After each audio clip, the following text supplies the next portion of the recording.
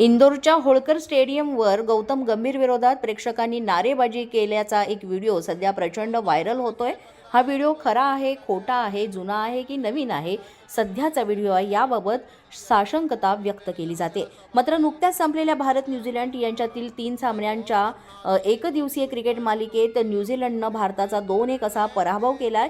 ही मालिका जानेवारी 2026 मध्ये खेळली गेली। न्यूझीलंडसाठी ही भारतीय भूमीवर एकदिवसीय मालिका जिंकण्याची पहिलीच वेळ ठरली आणि तीही 38 वर्षांच्या इतिहासामध्ये पहिल्यांदाच भारतात येऊन टीम इंडियाला ओडीआय मालिकेमध्ये न्यूझीलंडनं हरवलेलं आहे।